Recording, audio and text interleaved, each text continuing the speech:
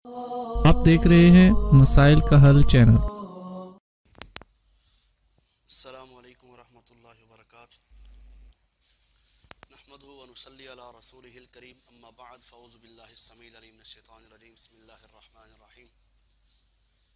किताबुल जनाइज़ से चंद एक मसाइल कुछ बयान किए थे, आज भी कुछ मसाइल बयान करेंगे। सबसे पहले एक सवाल है कि नमाज जनाजा के अंदर एक तरफ सलाम फेरना चाहिए या दोनों तरफ सलाम फेरना चाहिए। ये भी एक सवाल अक्सर लोग पूछ लेते हैं, और कहीं पे एक जगह पे फेरा जाता है, कहीं पे दो जगह पे। तो दोनों रिवायात मिलती हैं हदीस मुबारक से।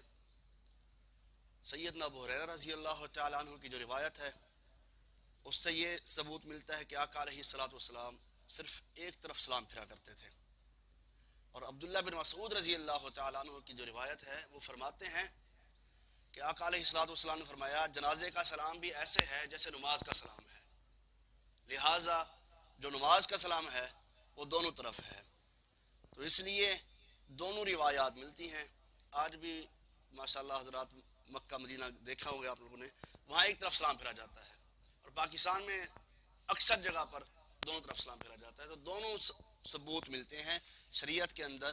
तो दोनों तरफ, एक तरफ सलाम फेर के भी जनाजा मुकम्मल किया जा सकता है, दोनों तरफ फेर के भी मुकम्मल किया जा सकता है। एक सवाल ये था। दूसरा सवाल ये है, क्या मैयत के करीब बैठकर कुरान पढ़ा जा सकता है? देखें, जो कुरान असल जो हक होता है वो वरसा का है, चाहे वो उसके लिए सवाब के नियत से पढ़ें, घर बैठ के पढ़ें, दफ्तर में पढ़ें, कहने की ज़रूरत नहीं है, खुद ब खुद मैयत तक उसका सवाब पहुंच जाता है। और जो दूसरों से पढ़वाना है, आज के दौर में भी मैं खुद तालिब इल्म रहा हूँ। हम पढ़ने जाते थे कुरान पढ़ने के लिए, तो तालिब इल्म कोई कुरान मुकम्मल नहीं पढ़ता था। वो क्या करते थे, उन्हें पहला सिपारा शुरू करना, पहला पेज, फिर आखिरी पेज, पहला पेज और आखिरी पेज। तो ये जो तरीका है, ये शरीयत के अंदर कहीं साबित नहीं है। आपने मैयत के लिए नेकी का काम करना भी है ना, कोई ऐसा काम कर जाए जो क़यामत तक उस मैयत को सवाब मिलता रहे। कौन सा काम? नलका लगवा दें, टूटी लगवा दें, कुरान मजीद मस्जिद में लेकर रख दें, मस्जिद बन रही है उसमें हिस्सा डाल दें, क़यामत तक उसको अजर मिलता रहेगा। अब ये आपके सामने बाहर पानी वाली टूटियाँ लगी हुई हैं, फिल्टर लगा हुआ है, तो जिसने भी हिस्सा डाला है, यकीनन ये क़यामत तक इसका अजर मिलता रहेगा। और अब भी अगर कोई लगवाना चाहता है तो उसको भी अजर मिलेगा। असल जो नेकी है ना, वो ये है जो कुरान और सुन्नत से साबित हो, चाहे वो छोटी है या बड़ी है। तीसरा सवाल ये है, क्या कब्रिस्तान में कुरान पढ़ना जायज़ है? देखें, आका अलैहिस्सलातु वस्सलाम फरमाया, अपने घरों को कब्रिस्तान न बनाओ और घर में सूरत बकरा की तिलावत करो, और जिस घर में सूरत बकरा की तिलावत की जाए उस घर से शैतान फर्रा या फिरार भाग जाता है। अब एक सवाल शख्स करता है, कब्रिस्तान में कुरान कहाँ मना है? हदीस मुबारक के अंदर कहीं पे भी हुजूर अलैहिस्सलातु वस्सलाम के घर वाले, आपके दर वाले, आपके अजीज फौत हुए, दुनिया से गए, आप कब्रिस्तान पे भी गए, वहां जाकर आपने दुआ जरूर की है, कुरान कहीं पे भी नहीं पढ़ा। अब एक सवाल ये आता है कि क्या फातिहा पढ़ना जायज़ है? जी, फातिहा बतौर दुआ पढ़ना जायज़ है। अब साथी सवाल करते हैं, फातिहा भी तो कुरान का हिस्सा है। उनको एक जवाब ये है उनके लिए, तो आका अलैहिस्सलातु वस्सलाम अत्तहियात में दुरूद शरीफ के बाद दुआ पढ़ते थे, रब्बाना आतीना फिद दुनिया हसनतम व फिल आखिरति हसनतम वक़िना अज़ाबन नार। ये कुरान की आयत है ना जी, आप लोग जानते हैं ना, ये कुरान की आयत है। फिर कुरान अत्तहियात में पढ़ा जा सकता है? आप बतौर दुआ पढ़ते थे इसको, तो बतौर दुआ जब आप पढ़ेंगे तो आप पढ़ सकते हैं।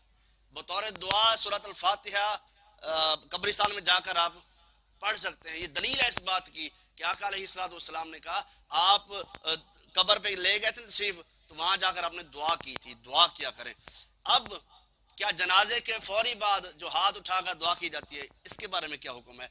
हजरात ये देखें ना, जनाजे के अंदर हमने क्या किया है? दुआएं ही तो मांगी है ना जनाजे के अंदर। अब हदीस में आता है, फ़ाख़लिसू लहु दुआ, आप अपने दोस्त के लिए, अजीज के लिए ماں باپ ہیں یا جو بھی ہے میت، آپ اس کے لیے مخلص ہو کر دعا کریں. کس کے اندر؟ جنازے کے اندر. تو جنازے کے بعد دعا مانگنے کا کہیں پہ بھی صحیح بخاری کی حدیث سے لے کر سیاست تک کی کسی حدیث میں جنازے کے بعد ہاتھ اٹھا کر دعا کرنے کا کہیں ذکر نہیں ملتا. آپ جنازے کے اندر جو کھڑے ہیں، آپ مخلص ہو کر دعا کریں، روئیں اس کے لیے، میت کے لیے. حدیث میں آتا ہے آقا علیہ الصلوۃ والسلام فرمایا جب ایک جنازے میں 40 بندے شریک ہو جائیں اللہ اس میت کو معاف فرما دیتے ہیں. تو مخلص ہو کر میت کے لیے اخلاص یہ ہے کہ ہمیں دعائیں تو آتی نہیں ہیں، دعائیں ہم یاد کرتے نہیں ہیں.